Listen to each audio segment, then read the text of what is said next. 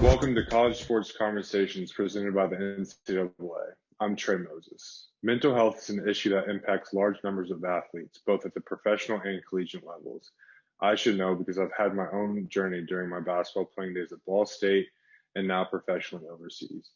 In hopes of continuing to raise awareness and help others, we are talking with student athletes about their personal mental health journeys and how they've overcome adversity. Our guest today is former North Carolina softball player Katie Grace Olinger. Katie Grace graduated with her undergraduate degree in media and journalism and communications this past spring. Katie Grace, thank you for joining us. Yeah, thank you for having me. Katie Grace, you've experienced a long and winding road during your career with the Tar Heels. Can you talk a little bit about, your journey? Yeah, so I started in the summer of 2017, and I was a freshman, and I had a decent freshman year. Just, it would feel like it was the typical freshman, like kind of robotic. You're just going through the motions, like learning the ropes from upperclassmen. And then going into sophomore year, I started to struggle more with some mental health issues that I had previously struggled with. I had been diagnosed with anxiety and a particular OCD diagnosis when I was in second grade. And my sophomore year, that kind of started coming to the surface again, especially when we started our season. And so I reached out to like our mental health providers, but it just was continuously getting worse as our season progressed. And then that ultimately turned into an eating disorder that it was OSFED, which is like other specified feeding and eating disorders. And so I ended up having to withdraw from school after my sophomore year and seek treatment during the start of my junior season. So I had to take some time off from softball, and I came back for the beginning of my COVID year. But then when that got shut down, I decided that I was going to be done with softball, and it was the best decision for me. And then halfway through the season, we lost all our pitchers, and I came back and finished out my career after undoing my medical retirement. So that's kind of the short version of a very long-winded story. What was it like to get diagnosed with that at such an early age?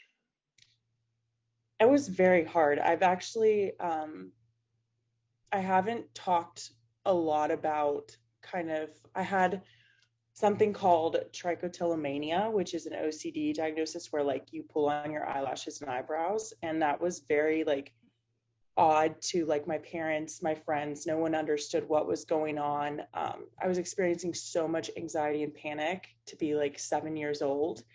And there was really not much externally going on. So everyone felt really confused, including myself. And ultimately, I ended up channeling that anxiety into sports. But that was kind of what became that outlet that served as a new coping mechanism for that OCD that was not healthy. What outside of sport do you do for self-care and to manage that? Yeah, well, now I have 2 dogs, which is like my favorite thing in the whole world. And I actually got my first dog as a trained emotional support animal my sophomore year of college when everything was kind of not going very well. And I felt like taking care of her, and in the moment I couldn't take care of myself very well. So being forced to like go outside, take care of her, make sure she was eating, really helped me to like take care of myself as well. And that was something that my providers at UNC were really good with. It was like, well, when Poppy eats, you eat. And like, it feels so like, I guess like elementary, but at the time that was really what I needed. For those that don't know, can you kind of explain what an eating disorder is? Yeah, so it kind of is tiered in a sense where like you have disordered eating and then you have an eating disorder. So disordered eating is actually like very, very common just in our society today. But in athletics, it's so prevalent, just the idea of, you need to look a certain way to perform a certain way. And that drives people to cut foods and only eat particular things, and this pattern of disordered eating really quickly, especially for myself. And having had a lot of family that struggled with eating disorders and being genetically predisposed to that, it was so interesting to like watch myself, I guess now look back on it, and I took it to the next level where I cut out everything and would only eat two things, would exercise 2 times more than our team. Whereas other people got that same message and they kind of stayed either in a normal ways of eating or disordered eating. So it was, I don't really know how to explain it great, but it's kind of just taking that like disordered eating to another level, and doesn't always have to do with weight loss. Like you have binge eating disorders, you have bulimia and anorexia, and then OSFED, which is when like you have a mixture of different ones, which is what I had, and it can be really confusing. Like you don't fit into a specific category. You're just like all around struggling with like multiple diagnoses, kind of. You talked about the decision to leave softball. Mm-hmm. Do you think that sports at times kind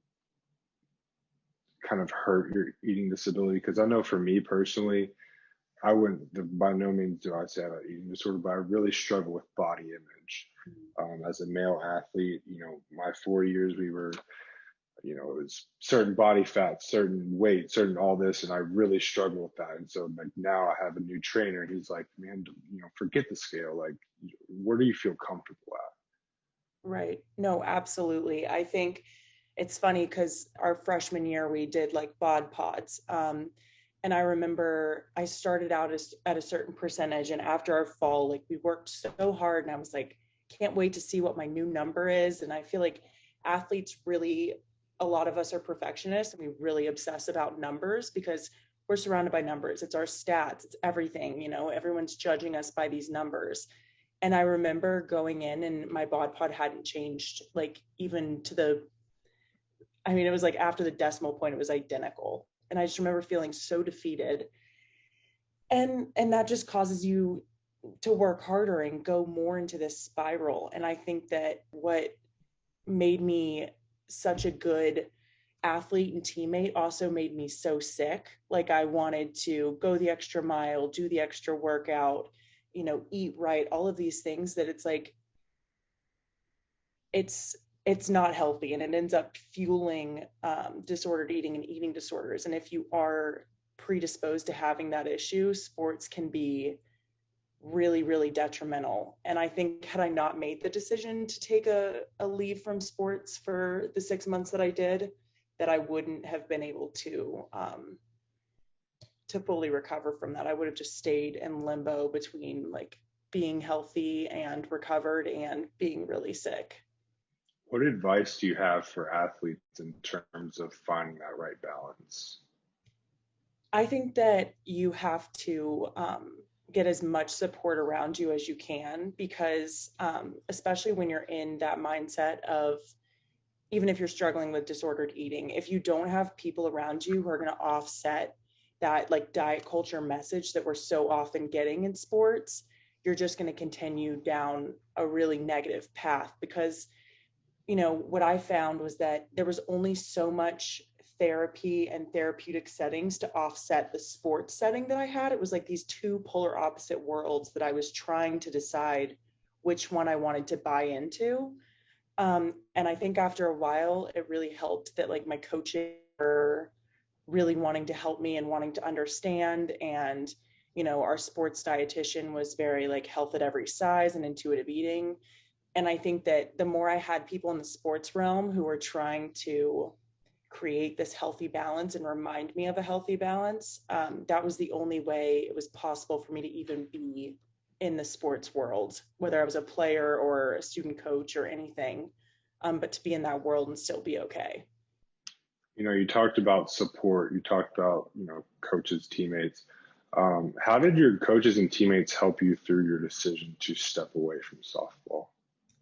Yeah, so my pitching coach, her name's Chelsea Dobbins. She was a part of it from the beginning. So like when I first started struggling, I reached out to her and she was like my rock throughout the entire process. And I've never had a coach that she so strongly wanted what was best for me as a person and not me as an athlete. And I thought that, given that we only had 4 to 5 pitchers on staff at a time, for her to put me first rather than to be like, oof, it's another body that we need.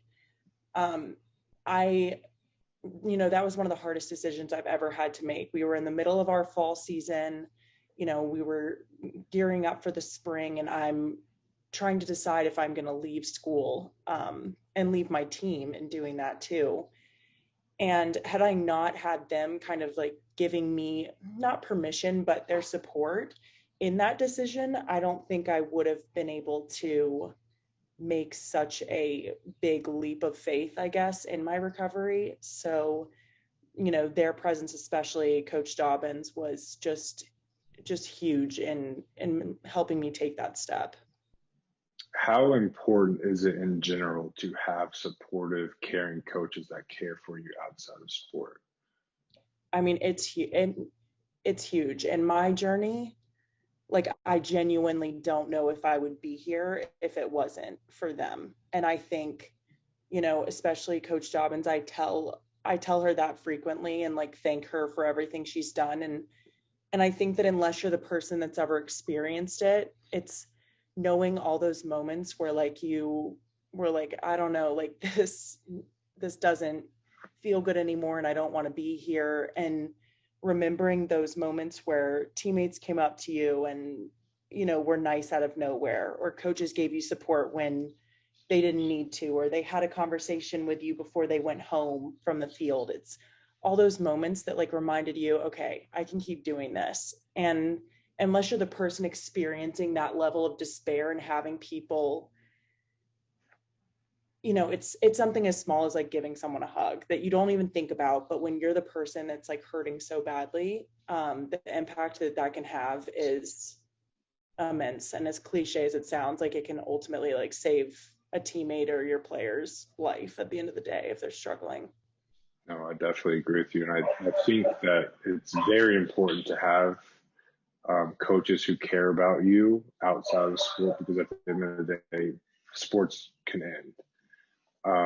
What advice do you have for incoming freshmen in terms of making that relationship with coaches? And then what advice do you have for coaches in terms of making that relationship with incoming players?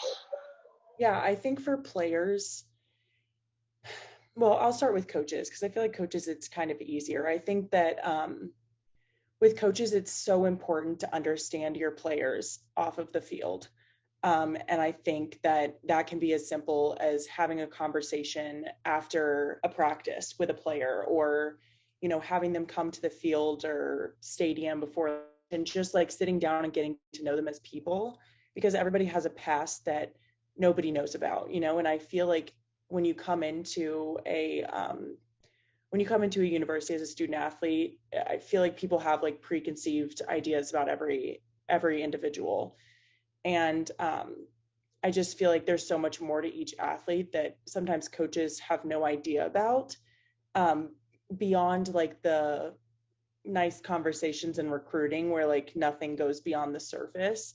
I think that it's so important to get to know your athletes and make them feel safe enough to open up to you. Because I mean, I reached out to Coach Dobbins immediately when I started experiencing like a really big spike in my anxiety and panic. And that allowed her to be a part of it and to help me through it both on the field and off. And had I not felt safe telling her that, I wouldn't have been able to have that kind of safe space. And I think that for athletes, I know it's hard because it depends on the coach that you have, but I think that there's so much power in being vulnerable. And there's different levels of vulnerability. Like you don't have to dump your entire life out to your coach, but I think that sometimes we all want to be so like tough, everything's good, I'm fine, like let's go play. And it's like you can only be as good as your health is. Like if you're letting your health deteriorate because you want to keep this mask on that you're fine, ultimately your playing is going to be hurt by it as well, and your performance is going to suffer. So I think that whether you're vulnerable with your teammates or with your coaches or with people that you're meeting in college, it's creating that new network of support and people around you so that you're not isolated. Tell us a little bit about the transition back into being a full-time college student and student athlete again. Yeah, so after treatment, like after I withdrew. Yes. Yeah. Okay. So I was completely done with school and softball for that kind of, I'd say like a 4-month span. And luckily, because I had such supportive coaches, they really worked with me, transitioning me back into being a full-time student and athlete. Like I was planning on redshirting that junior season. And then prior to COVID, one of our pitchers got hurt. So I came back and threw like, I think 2 innings over the season. But I was really taking it easy and like just trying to get around the girls again. And I think I was going to like 2 lifts a week on my own, which was just another, like, they were really able to make me feel comfortable. Like I didn't want to work out with all the girls at that time. Like I wanted to kind of have more like individuals when I was in the weight room because I hadn't worked out in 4 months. So I was really behind and I was trying to make that transition, and they were really, really helpful. And then in terms of academics, I was underloading at the time. So I took 9 hours for a couple semesters and actually ended up staying on time because of summer school, which was really, really nice perk of being stuck in Chapel Hill for the summer. But it was an easier transition than I expected it to be. And I think my professors were super supportive too. And I think that was also because I was very open about what was going on. And I think everyone has different comfort levels with that. And it's not that you need to tell everyone everything, but I think that, the more you let people know that something's going on, and you're genuine about it, the more they want to help. And I really felt that way at UNC. When you look back at your time at UNC, what is kind of the most memorable moment for you? I think probably coming back this season, which we were at Clemson. So we were about halfway through our season, and we'd appealed to the NCAA to overturn my medical retirement. And, I hadn't thrown out on the field in maybe 11 months. And I had just been like lightly throwing in the bullpen or behind a net to some of our girls during practice. And so I went in and I threw a complete game against Clemson. And I mean, I got just crushed because they were very good. But, the last time I'd thrown a 7-inning game was the first weekend of my freshman season.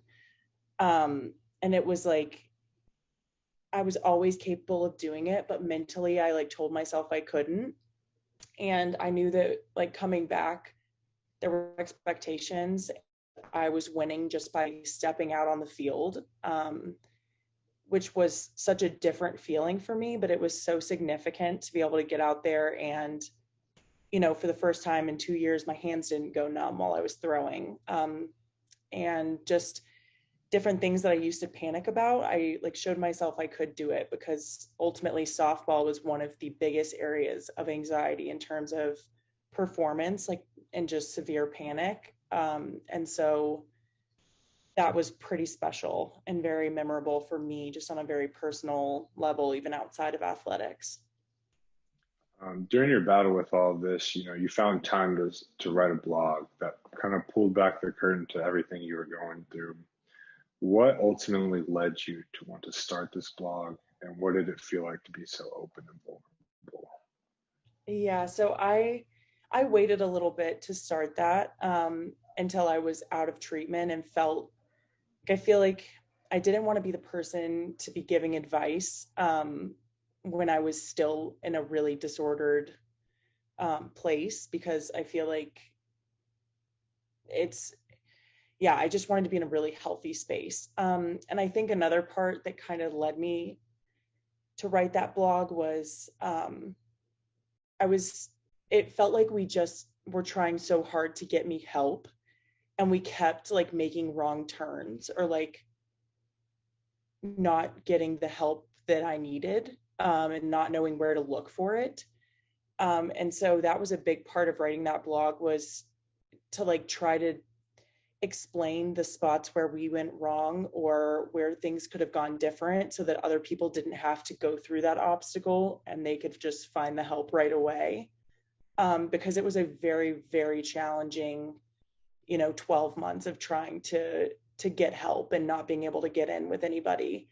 So a big part of that was kind of trying to say where I went wrong, so that other people could just get the help quicker. One of the blog posts you wrote was titled "My Biggest Step Towards Better Body Image." Can you talk about some of the ways you were empowered to improve the view of your body? Yeah, I feel like it was very unintentional. I feel like I was always thinking like I'm forever going to struggle with how I feel like I look.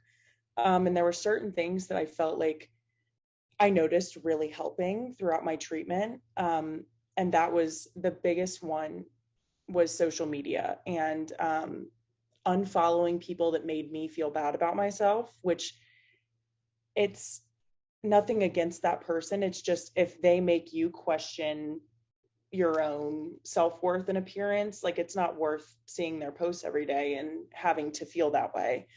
And I think adding people that were health at every size, intuitive eating, were, preaching these healthy messages that were helping me get closer to my recovery. And also seeing different bodies, which sounds so, like, it sounds so small, but when you're scrolling through social media and you see more people that look like you than you do people who are way smaller, um, it's very helpful. Like, it really, it changes the way you see yourself. It changes the things you think are normal.